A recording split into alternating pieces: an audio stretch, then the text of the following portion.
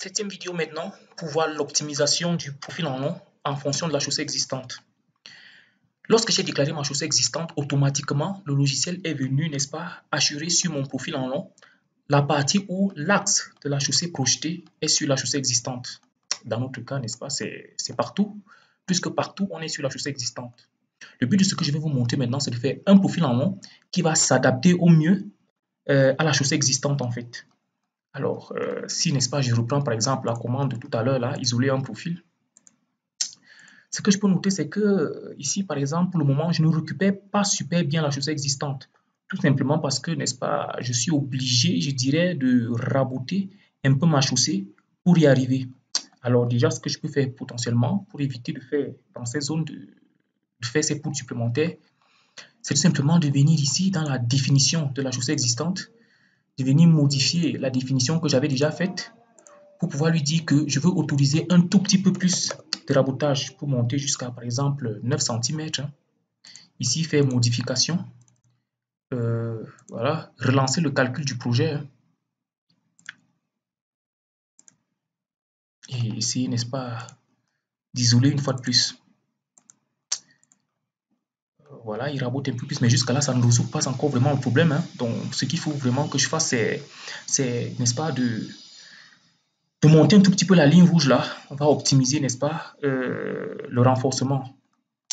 Donc, pour faire ça, je vais venir ici dans une commande qui s'appelle, n'est-ce pas, optimiser le renforcement.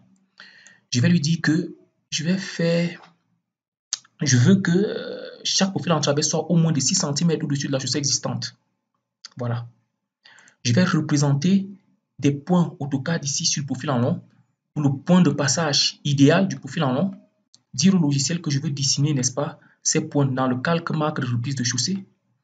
Et dire au logiciel qu'il peut dessiner une cubique pour représenter la coupe idéale. Ici, le logiciel pour le moment me propose des valeurs de rayons, mais je ne vais pas pouvoir les réduire. Pourquoi? Parce qu'il y a une table de normes. Si je prends par exemple 500, voilà. Le logiciel a une table de normes qui lui est affectée, donc je ne peux pas réduire ces valeurs. Il y a une table de normes qui est affectée. Si je prends 500 par exemple, je suis en dessous, le logiciel va refuser. Il va refuser en fait. Voilà.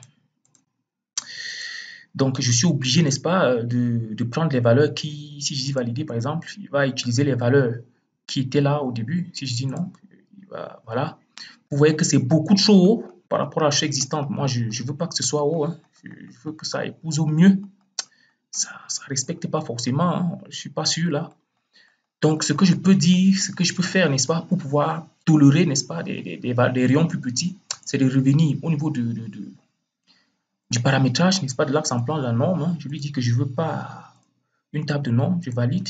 Et je reviens ici au niveau de l'optimisation. Là, maintenant, il pourra accepter des rayons de 500, par exemple. J'autorise maintenant des rayons un peu plus serrés. Voilà. Si je valide, il me demande est-ce que je veux que cette coupe devienne la coupe projet. Je dis oui.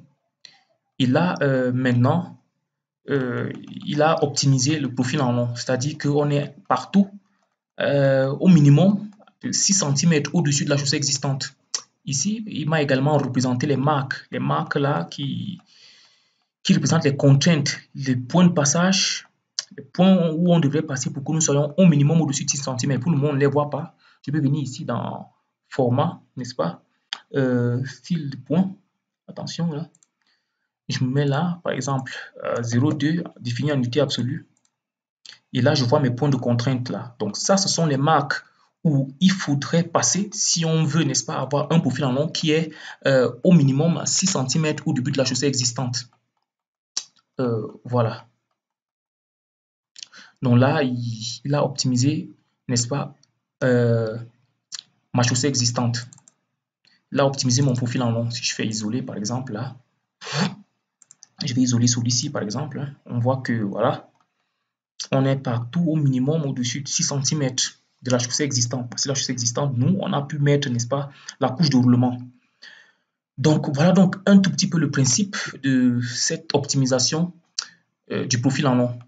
Pour rester un tout petit peu dans cette thématique-là, la thématique d'optimisation du profil en long, si j'isole encore un profil, par exemple celui-là, donc on voit ici que, n'est-ce pas, on voit ici qu'il y a des poutres là qui empiètent encore sur la chaussée existante. Et ici également, j'ai une sorte de GB. Il essaie de faire la GB là, la deuxième couche après le BB. Donc, pour éviter tout ceci, je peux revenir, n'est-ce pas, dans le calcul de l'axe de projet ici. Et lui dit qu'au niveau de la reprise, hein, on va conserver au maximum la chaussée existante et le reste du terrain. N'est-ce pas? Maintenant, pour éviter qu'il me crée des couches de graphe bitume inutiles, là, je lui dis de créer plutôt des couches de reprofilage. Je vais valider. Voilà, et je vais voilà, calculer, il a relancé le calcul de l'axe de projet. Hein. Et maintenant, je vais essayer, n'est-ce pas, de réisoler un profil pour voir le résultat. Voilà, donc vous voyez qu'il a évité, n'est-ce pas, de créer inutilement la couche de GB de tout à l'heure. Donc, on va maintenant passer à la vidéo suivante.